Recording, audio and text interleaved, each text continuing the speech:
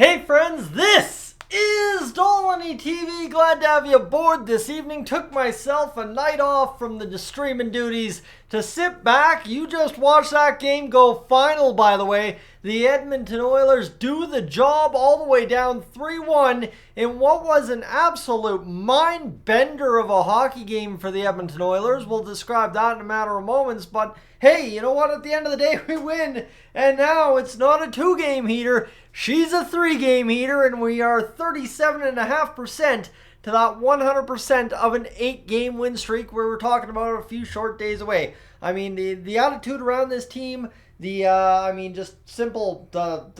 comprehension of this team has changed substantially in the past 3 games. Obviously, only 2 games under an all block, but at the end of the day, guys, oh my goodness, it feels good to win. I said it to Patrick, I said it to you guys in the last post game. It is a lot easier to do this whole scenario when you win a hockey game. I was thinking, man, the Oilers were for 50 minutes about to turn in another dud of an effort, another one where it's like, oh my goodness, we went right back where we were, like no signs of improvement, and what are we doing? But instead, here we are, 4-3, winners in overtime. We give the Seattle Kraken a point. I'm not a fan of that. But again, you know what? At the end of the day, all that matters for us is 2 points in our column. And that's exactly what we get. Moving to double-digit points on the year. Not saying that obviously this effort's good enough to continue a winning streak.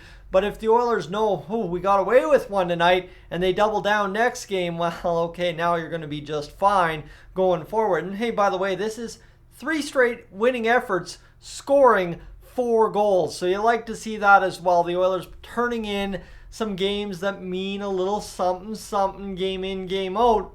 And there you go. You've got a 4-3 win in overtime against the Seattle Kraken. Now, for the bad stuff. Chris Knoblauch, they're looking for some offense midway through the game. Turned to Draisaitl, McDavid, Hyman. This is a mistake that every Oilers head coach, dating back to when Connor and Leon first decided to start popping off at an elite rate across the NHL. Well, you know what? This Connor McDavid, Leon Draisaitl thing, it works okay. But again, it's not what won you the hockey game. Yes, Connor scores a goal from Leon. You load them up once or twice a game, not for a full period, because what you watched in that second period is a complete meltdown of the game that the Edmonton Oilers have played over the past 2 prior to this one.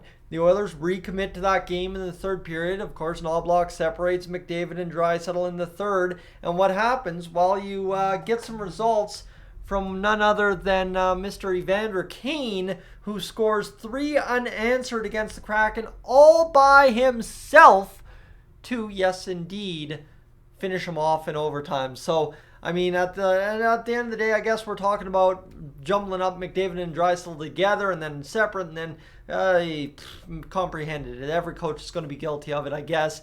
No matter how hard and how much they talk about not doing it, they're all going to do it.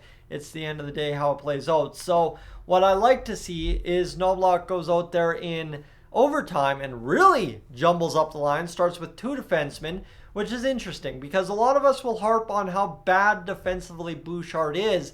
But if he's the second defenseman in overtime, I'd almost view that more so he's the second forward in overtime. And just with that creativity, the shot he has, the mobility he can produce on the ice, especially with open ice, you like to see that. That's actually something I might want to see more of. I don't know if I want to see Draisaitl, Bouchard, and Ekholm, maybe more so McDavid, Bouchard, and Ekholm. But again, who's to say? Because it ends up as Evander Kane being the hero anyway, a few shifts into overtime, several minutes into overtime nonetheless, and the Oilers going out there and winning a hockey game. And end of the day, that's all that matters. You're on a 3-game heater, and you're good to go up the standings a little bit here. And when you look at it here too, this Oilers game really plays out nicely for us, right? We get scored on 3 times in the second period. We do all the scoring after the second. And for the Edmonton Oilers, it's another game that has Leon Draisaitl written on it. It has another game where Evan Bouchard's written on it, defensively and offensively. And Evander Kane continues what is now, I think, a point per game or close to performance so far through the start. McDavid from Leon Draisaitl opened the scoring with Evan Bouchard drawing his 10th assist of the year. Jared McCann, Jordan Eberle, Jamie Oleksiak combined for a goal. Pierre-Edouard Bellemare, who took a rung off the chin there from Adam Ernie later in the game, gets it from Ty Cartier and Vince Dunn. Alex Wenberg, Eli Tovinen, Oliver Bjorkstrand, they all combined. That's 3-1 for Seattle, right? And then the Oilers, right? 3 of their own answered back. Evander Kane from Bouchard and Ekholm. That's Bouchard's 11th assist of the season. Ekholm's 4th, by the way. Kane's 6th goal of the season from Draisaitl and Nugent-Hopkins. Then you have Kane from Hyman and Bouchard in overtime to end it. And what you really like to see there, what's pivotal there, is Bouchard is still on the ice in overtime to seal this one off. 12th assist of the year already in game number, what are we now, 5?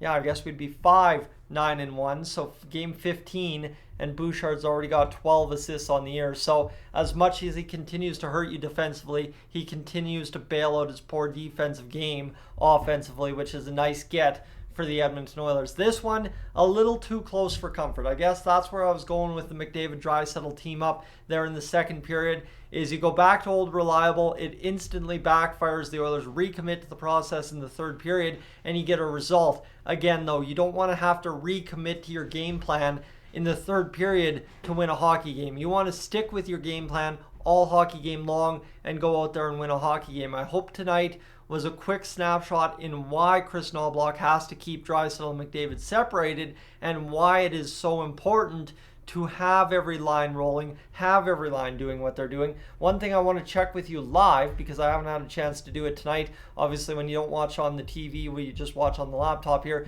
it basically kind of sets up that premise that at the end of the day, you can't check stats as friendly, right? Bouchard plays 23 minutes, that's overtime. Ceci plays 21. Ekholm, Draisaitl ends up playing 22:58 again. How much time in overtime? About a minute something. So he played probably less than 22 in this hockey game, realistically speaking, if we didn't go to extra time. The fourth line really plays limited minutes, but again, Adam Ernie kind of cost us there, even though he's the one that plays the most minutes on that line. Connor McDavid played 23:36, so there you have it again. 2 games into his tenure, Chris Knoblauch doubles back on his promise and kind of makes the same mistake every head coach for the Edmonton Oilers has made. So it's a tough look. Again, I'm hoping the results in the second period speak enough for themselves that Chris Knoblauch again doubles back to where we were the other game, and we just continue along with his promise that he's going to lower their ice time to make them more effective and allow them a little bit more creativity as the game goes on. Friends, that's really all I have for you. Again, another night though. Hats off. I haven't mentioned goaltending tonight. Stuart Skinner got the, bad deals in that second period from his team really collapsing on itself. But guess what? He ends up a 36 save or 36 shot against, 33 save performance, 3 goals against. So again, for Stuart Skinner, it's a beautiful game where he wins a 906 save percentage. Again, elevates that save percentage a little bit higher. Now probably creeping just close to 880, if not 882, somewhere in there. And another night where the Oilers continue to improve on what has been a poor start to the NHL season. Friends, I'm Tyson, this is Dolynny TV. Thanks for being aboard this evening. I am up on out of here.